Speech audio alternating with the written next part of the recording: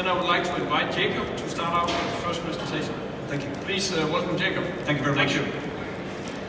All right, ladies and gentlemen, thank you very much for the opportunity to speak for you, and thanks to GWO, Global Wind Organization, and to Windeurope for the opportunity. As said, my name is Jacob Petz. I work with Maersk Trading. I've done so for the last 9 years, and we work with safety. And today I'm going to speak a little bit about safety culture and about how we ensure the safety in our industries. But I'm going to start a little bit of a different place. Actually, why is Maersk Trading there today? We're actually there because of a big accident back in the late 70s. That was a Maersk drilling rig, and we had an unintended event, and that caused a blowout that then caused a total failure of the structure of that installation. And to the right, there is a traveling block, and that is an evidence of what happened that day. That is why Maersk Trading is here, because the after investigation looked at why is it that this happens. The certifications, they were all in place, they were all good, but the behavior was not, and actually also not the competencies. So that is where we come from, and we try to ensure that those things don't happen today. So what we look a lot at is at the individual, their technical competencies. We look at the human factors, so the people that work, and they have to work together. So they almost never work in isolation. They always work as a part of a team. And when you do that, you have to work with your procedures, and you have to work with your organization as a learning organization. So the more that you test, the more you debrief, the more the organization learns. So what we do is we try to enable our clients to improve safety and operational performance, because those two things are connected. There is a high correlation between a very well-performing operation and a safe operation.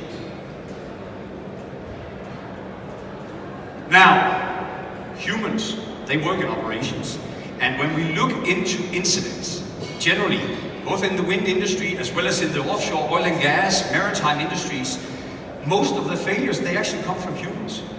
Humans in operations. About 80% relates back to human interaction. And when we then go into the deep of that, the organizational weaknesses is a big part of that. And that is everything around the organization, the people in there, the procedures, the way we work, how we train people. So what we have learned and spent a lot of time on is how do you work with people? How is it that you go into the details of the individual person, that person's function in a team and in an organization? And then you work with what we call the human factors. So that is everything from their ability to understand the situation, their ability to work as a team, the leadership function of that. Communication. It's easy, we just need to communicate better. Well, what does that mean? What is good communication on an installation offshore on a wind turbine? What does that look like? So what we also do is try to learn from other industries. And the wind energy industry is a relatively young industry. And there's a lot of things that you can learn from other industries, like the oil and gas, the maritime industry. And we also see that the safety incidents in the wind industry is 7-8 times higher than what we see in the other industries. And this is something we as an industry need to address. So we all know this, if you work in an industry that is related to operation, we need a safety management system. That needs to be in place, that's safeguarded. But that again is safeguarded by hardware barriers, so all the technical abilities, all the technical instruments and machines we work with. And then it's governed by the humans. And that interaction between these things is governed in a system like this. But how do you then improve that? How do you make that more safe? There's a lot of things that goes into building a safety culture. And I'm not going to read out the entire list of things that are up here, but I'm going to give you an example. We work with a medium-sized oil company. They had big challenges. They had a lot of incidents on their installations. Small incidents, just small errors from level 4 up to really serious errors where you shut down a platform for a long time. Said, we have implemented a new safety system, we've implemented new procedures and guidelines. Why isn't it working? Then we looked at it. Well, a presentation in a classroom for a day doesn't really change your culture. A culture happens. If you don't do anything, a culture will exist. It'll create itself. It's a part of how we work together. So you need to work with it. And when you put it in the hands of people, take them out in their job site, work with their hands on how do you improve your daily operation? What does does safety look like in your operation? Then in 12 months we created this. By working with the supervisor, the maintenance guys on the ground, owning safety, empowering people to take the right choices, using them as resources. And when you start doing that and they understand what is it that safety does for our operation, then you can actually improve it. And in 12 months we achieved, overall together with this company, 54% decrease in incidents. And that's small things that can lead to bigger events. Again, building a culture is a matter of working on many different areas. But you have to work with being informed. If you don't inform your people, if you don't work with them, if they don't understand what's in it for me, why is it that I need to do these things, you're never going to achieve it. You're never going to get to where you need in a safety culture. And then again, you have to be able to learn.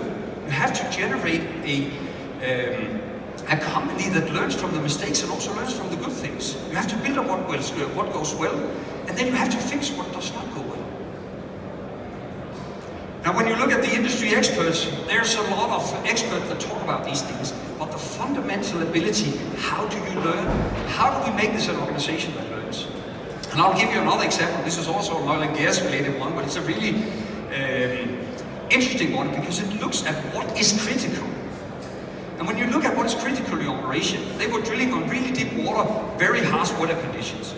And they were saying, listen, how long time will it take for us to hang off the well so we don't go into a situation if we drift off?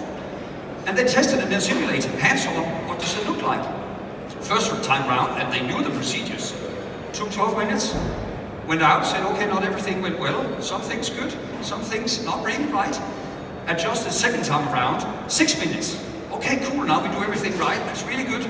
Let's do it one more time. What can we optimize? The third time, and this is in one day, took 3 minutes. Now that might be an effective hang-off, but if you do not train these things, if you don't train how do people take people down from a nacelle if they're injured, it's going to take a long time, and that is critical. So when you train that and when you optimize, you can actually decrease that time.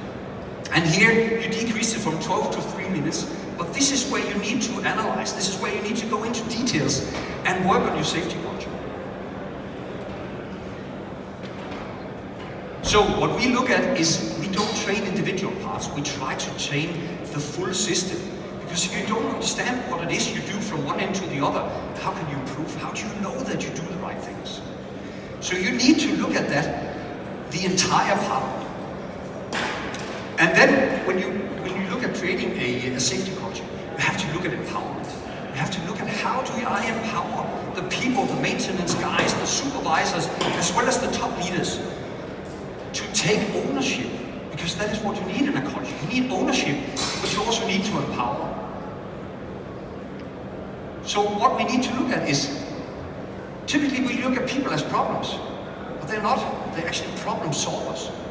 So instead of looking at, preventing things from going wrong, we have to look at what makes sure that things go right. What is it that we can use people for? And we need to ask them, what do you need? Because they know they're on the ground out there, they're in the operations every day, they're in the nacelle every day. What do you need to be safe? So this is not about the absence of accidents. This is about the presence of safeguards. And that is our people. That's the human barriers along with the technical barriers. So this is the way we need to think as an industry, as an organization, as a company. And also make sure that the individuals understand that. And then we need to shift our thinking a little bit from who failed to what failed. Because it's not just about one person, it's about the entire organization that you work with. And that is that there's something that failed. So we must stop seeing people as things that we need to fix. It's a problem we need to fix.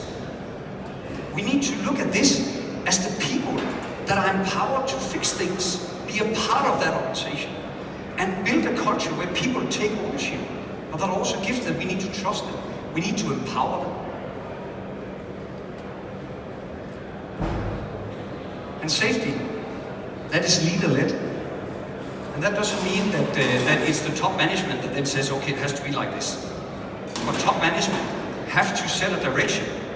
And then we need to work on that every individual takes an ownership.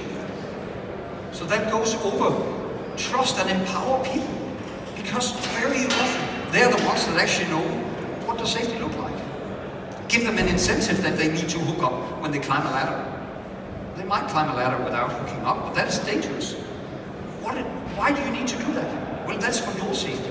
That's also for the safety of everybody else in the organization. And if we let things slide, if we let things pass, we create a culture that is not acceptable. So look at this as capacity. We need to look at those people. That is our capacity. And these are just a little bit of feedback from some of the people that we work with on a lot of our training courses. They learn not from sitting in a classroom looking at a PowerPoint presentation that you do right now. They learn from what does this mean to my work when I work here? How do I tag out things? How do I inspect my kit? Do I have everything I need? And if you don't provide them with the technical competencies to understand, and also the ability to use them, which means that you need to train them. And it's not enough with 1 hour. You need to do it again and again and again. It has to become a normal part of working. That's what they do in the military. That's what they do in the aviation industry. Because if they don't safety check every time, they risk 200, 300 people in an airplane. It needs to become a standard part of how we work. And that is what we are about in Maersk, AP Moller Maersk and Maersk Training. This is what we care of. We actively take care of today and actively prepare for tomorrow. And it's about people, and it's about being humble to what you do. I hope this gave a bit of inspiration.